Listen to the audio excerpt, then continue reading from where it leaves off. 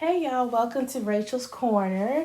I wanted to make a review on Ready to Love in the format that you could easily listen to this while you're driving, okay? There's no video of me, there's no PowerPoint of different pictures of what was going on, just you listening, you going to work, you going to school, you going running errands, because I love listening to recordings or reviews of shows and they don't have a video. It's just their words because then I can focus on my driving.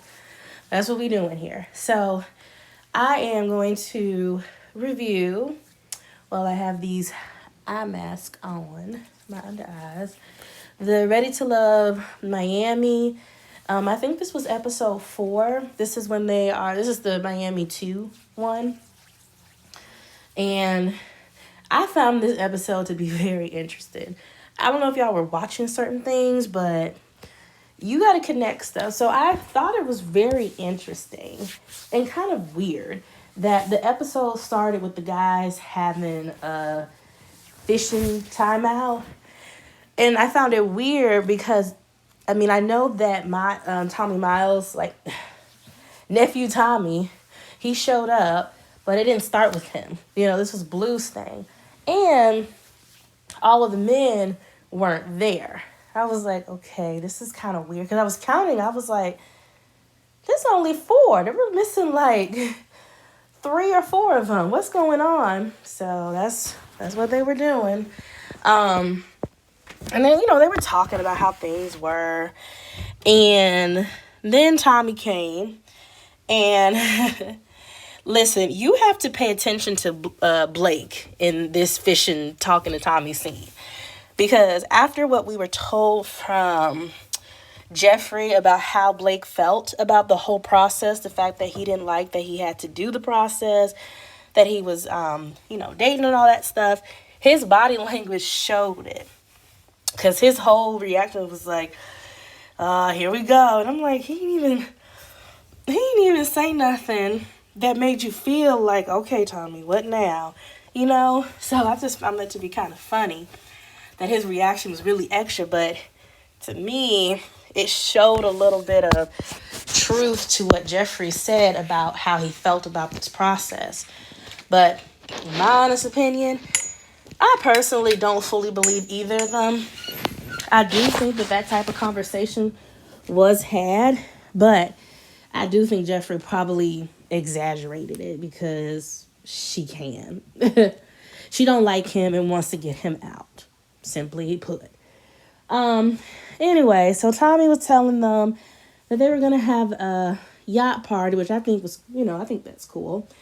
They're in Miami and, to get ready.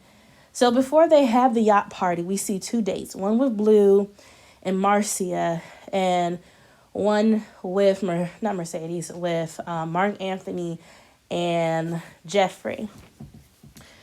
I feel like Ready to Love, whenever they do these solo dates, they kind of always show 2 dates kind of back to back, and they show one going good and they show one going bad. So they're already setting you up for who's going to be in the bottom, even though the date with Jeffrey was good and the fact that she was in the bottom was still off-putting. So, but, yeah, Blue and Marcia, there's something about it that felt so random.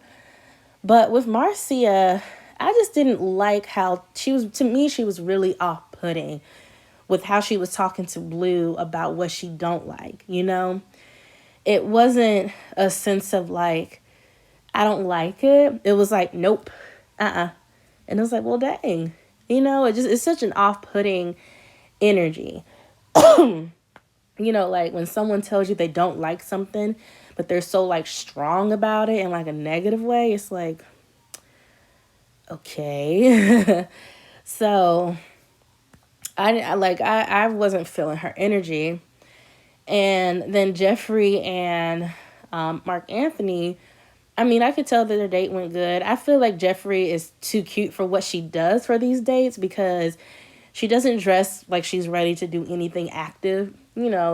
I'm surprised she hasn't done like a sit down dinner date yet. Maybe she will coming up, but the two solo dates we've seen her do have been active, and that's just is clearly not her thing. I don't know why she's trying to be cute like that, but I mean, it worked. Demario and Mark Anthony are feeling her, except Demario not so much anymore. But so I mean, those dates, they were what they were. It was just like filler to me. It was like, to me, the date with Marcia especially. Well, to me, okay, those two dates gave good background to what was going to happen on the yacht, deliberation wise, and then of course the energy between Mark Anthony and Jeffrey. Because if we didn't see them have this date, them being hugged up on each other, and then her asking him for the kiss would have been like really awkward, or not awkward. It would have been like, where'd this come from? What y'all been doing? We ain't see none of that. So we get to where they're all meeting up, and Tommy tells them that Andre, Mr. Curly Q, was sick with COVID and he wasn't going to, continue in the process. And here's my thing. If you've watched the preview for this whole season, Andre clearly comes back, because we are shown a clip of him. He's like in a light blue jacket of some sort. He's going a bit hard. I think saying that this is not what I do or something like that. But he's talking to someone, and he's like not like super happy. And we haven't seen that date. So it's almost like he's going to come back and it'd be like a cameo and then he's gone. Almost like to address something. I don't know.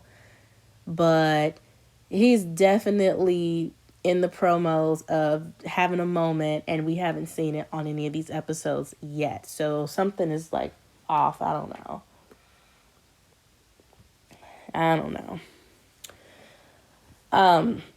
But they go on. I did find it kind of funny how Cynthia and Jeffrey were talking as if he died. But I'm like, girl, he's just sick, but he ain't dead. Like, you'll be okay. So we get to the yacht party, and let me tell you, Mark Anthony's true colors were really coming out this episode, because the past two episodes, to me, he has given a very like suave, cool guy.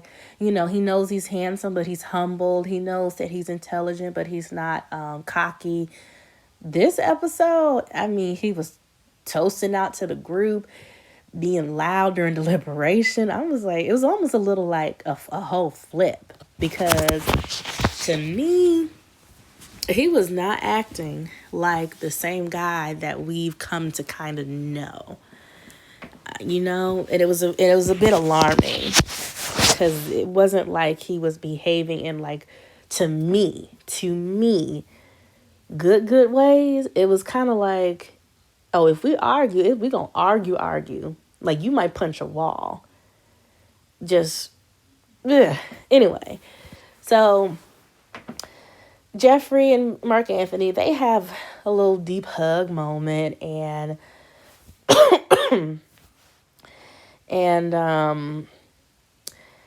well, you know what? I know I'm kind of like jumping around a bit, but I will say that I really appreciated the way that Mercedes was, because, I mean, she was pretty absent this episode, but the producers could have definitely thrown in shady moments if she had shady reactions to the way things were going between Jeffrey and Mark Anthony.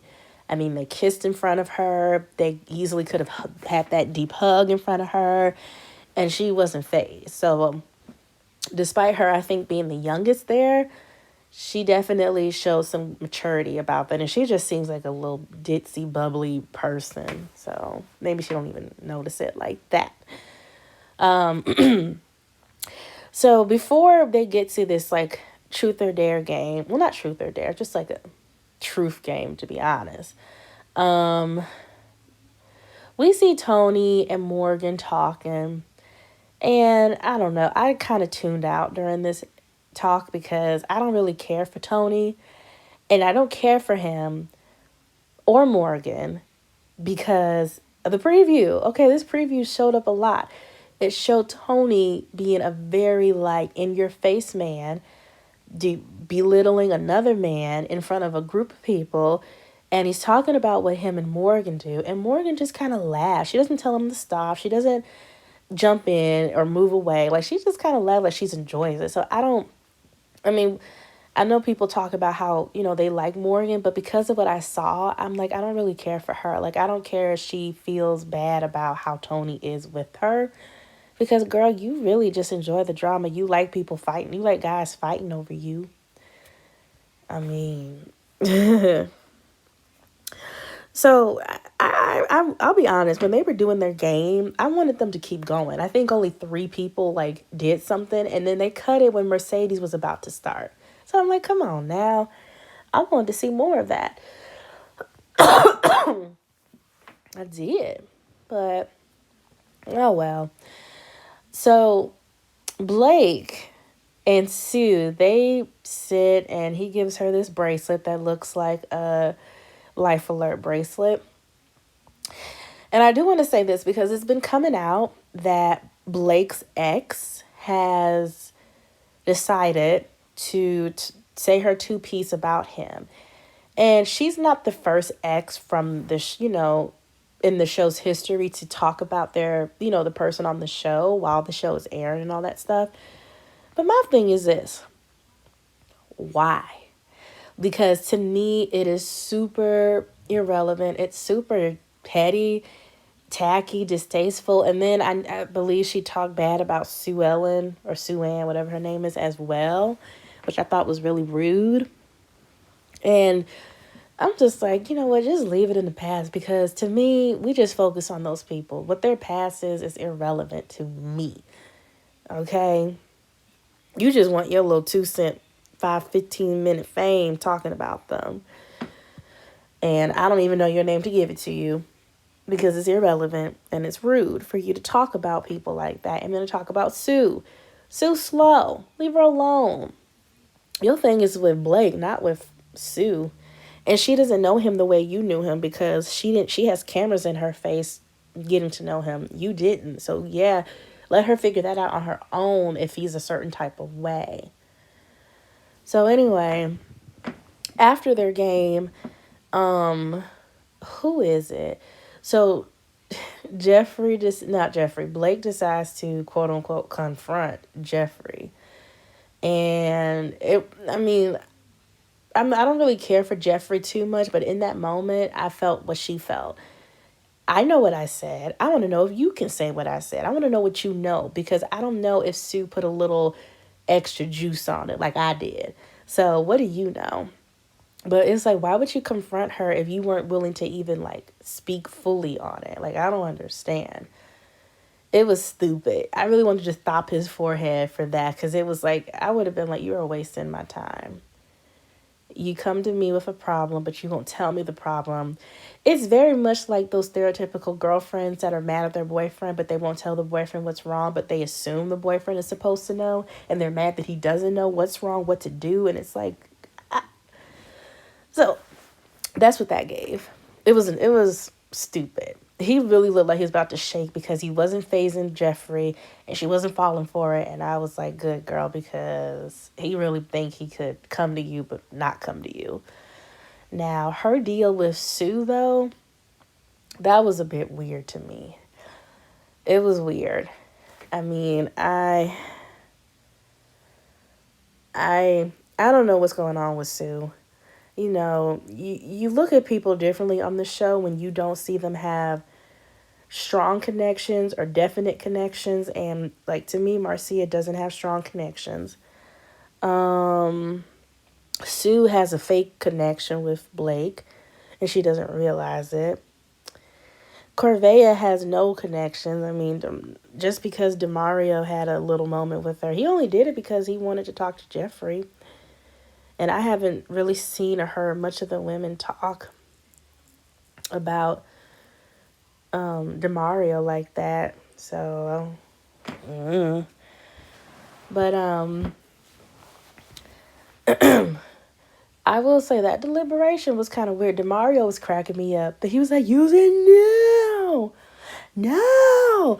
I'm like, ew, shut up. But then Mark Anthony went off. I mean, he looked like he was about to fight. It's another shorty you don't know. I was like, I don't like that. I ain't a shorty. I'm a lady. Don't call me that. So they annoyingly left this episode on a cliffhanger. So we don't know if it's Marcia, Corvea, or Jeffrey that's going home. Or if they're going to use the lifeline, because that's what we're fighting over. I don't know why they even bother showing Jeffrey, because they clearly are going to keep her because she's in the promos for next week or this week. But don't know if it's between Marcia and Corvea. I'm feeling 50-50 split. I feel like it's Corvea that's going to go home, or they use the lifeline to save her now. So I don't know. And I don't really care either way. I mean, Corvea to me is just there at this point. She gives me a little bit of like Stacy and Chrysanthemum from the Houston season, thinking that they're cute and don't have to do much. And it's like, nah, girl, we don't really care for your personality. But that was Rated Love, Miami Part 2, and Season 4, I believe. Let's see what this week's going. I will say that who I think is going to go, girl-wise, I think Corvea will be next. I definitely think it'll be between Jonique, Marcia, and Corvea as like the next 3 women to go. Which order? I don't know. Between the men, I don't see Demario, Blake staying long. Really not Lyndon either. I don't get the thing with Lyndon. I think he's very bummy, and I think he's very annoying. Like, he was weird the last episode trying to kiss Marcia.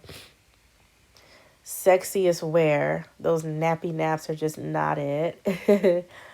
So, I don't know.